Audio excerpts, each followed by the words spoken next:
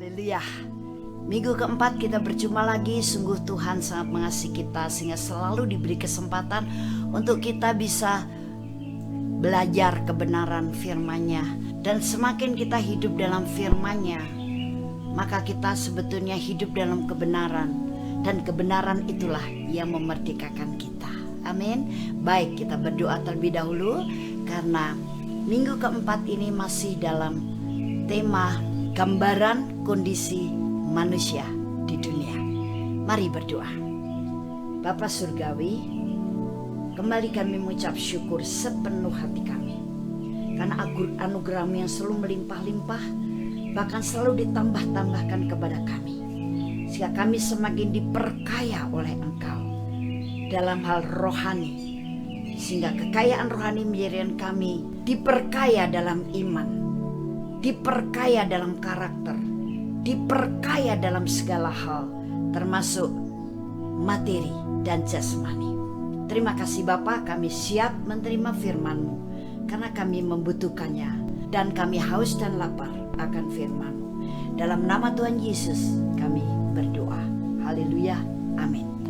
Firman Tuhan yang akan kita baca hari ini adalah Efesus pasal 1 ayat 22 sampai dengan 23.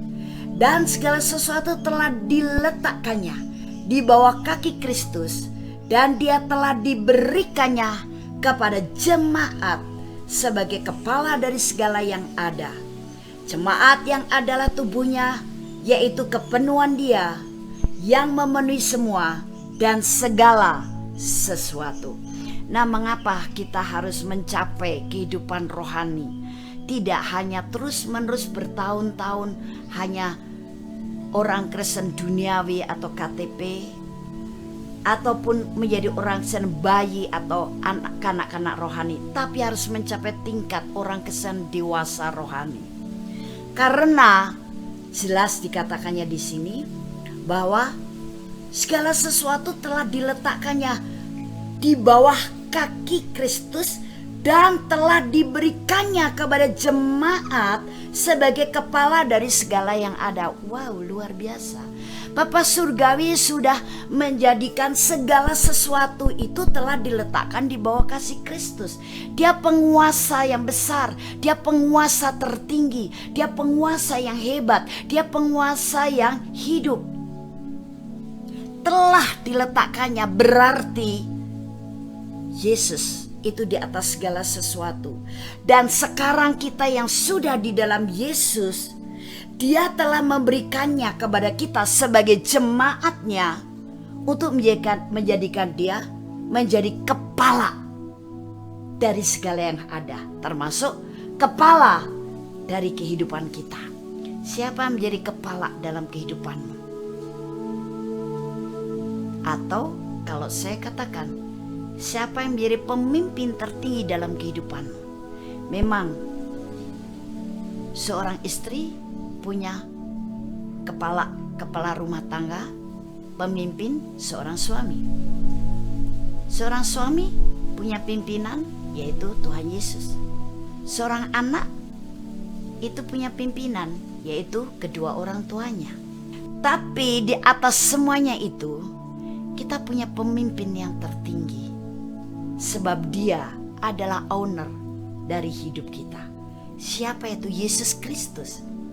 Dan Allah Bapa menentukan ini karena Yesus itu menjadi pemimpin segala sesuatu yang ada. Buat semua sudah ditaklukkan di bawah kaki Yesus. Dialah menjadi pahlawan yang menang untuk setiap yang ada, termasuk kita-kita. Sehingga kita bisa katakan Dialah kepala dari hidup kita, dan kita-kita ini jemaatnya atau anak-anak Allah adalah anggota tubuhnya. Nah, sekarang sebagai anggota tubuhnya, kita harus kepenuhan Dia. Bagaimana kita bisa mengalami kepenuhan Dia kalau masih bayi rohani atau kanak-kanak rohani?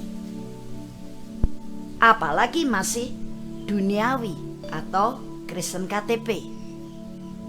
Kita tidak bisa menangkap ini. Kita tidak bisa memahami, kita akan menolak terus. Bahkan mungkin kalau diberi firman, masuk telinga kanan, keluar telinga kiri. Itu kan firman, bukan urusanku. Ayah itu nanti saja kalau saya udah tua. Sekarang aku masih muda. Sekarang aku masih kuat. Atau bahkan tidak peduli sama sekali, tidak ambil pusing. Itu buat orang lain, bukan buat saya. Itu terlalu sukar, itu terlalu sulit. Ya, tapi pada kenyataannya kita menghadapi realita. Segala hal di dunia, semuanya dipikirnya secara duniawi atau secara kanak-kanak, secara bayi. Kenapa orang Kristen tidak ada yang memperhatikan saya dalam kondisi seperti ini? Kenapa Tuhan tidak peduli saya, membiarkan saya mengalami hal seperti ini? Waktunya lebih banyak dipakai untuk menangisi diri sendiri karena mengasihani diri sendiri, daripada dengan iman yang teguh, dengan hati yang bersukacita dan percaya kepada firman-Nya, kita bangkit, kita bekerja sama dengan Tuhan menyelesaikan kondisi itu. Untuk orang Kristen yang dewasa rohani sangat paham akan hal ini.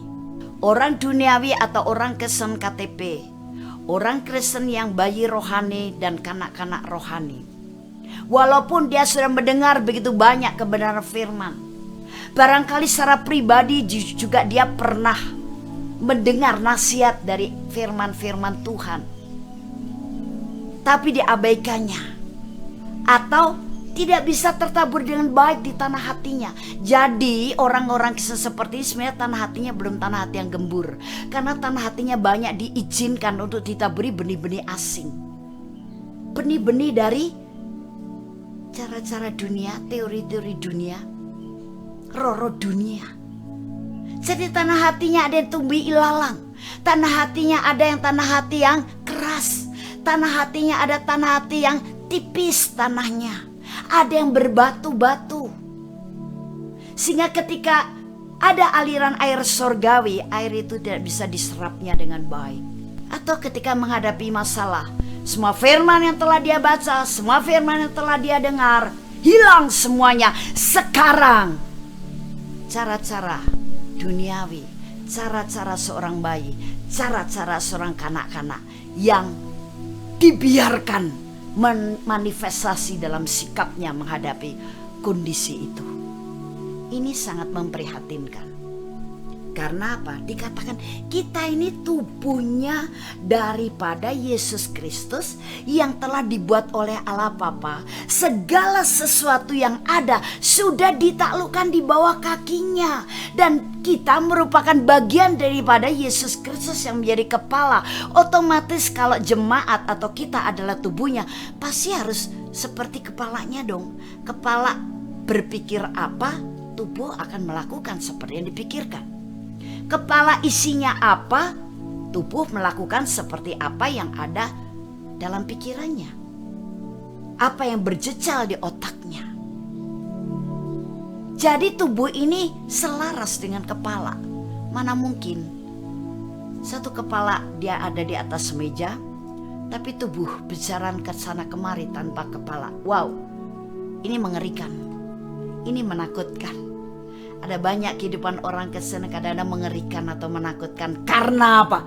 Dengan gampang dia bisa bicara firman terus, menunjukkan bahwa dia sebetulnya orang Kristen, hari Minggu ke gereja, tapi perbuatan, kelakuannya sungguh berbeda jauh atau bertentangan atau menyimpang dari firman yang terus dia ucapkan, dari identitasnya sebagai orang Kristen.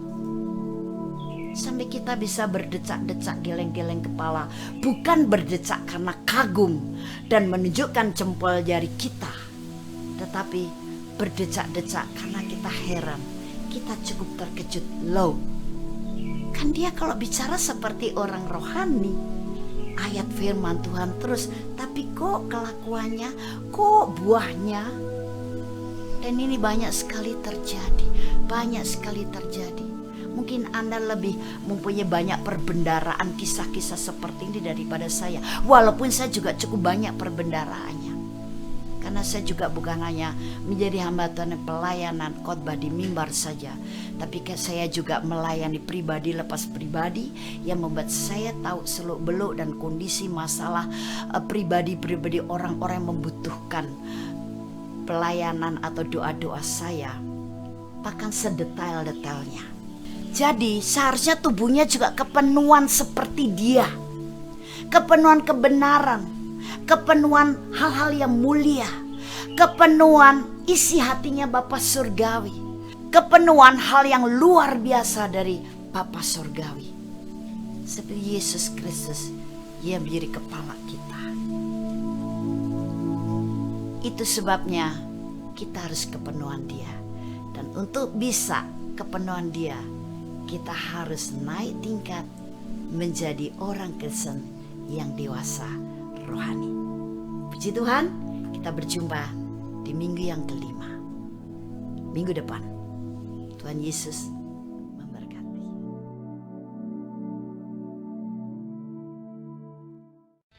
Shalom. Terima kasih Anda telah menyaksikan seri kebenaran firman Tuhan yang akan selalu kami unggah setiap minggunya di channel Hope SCC TV.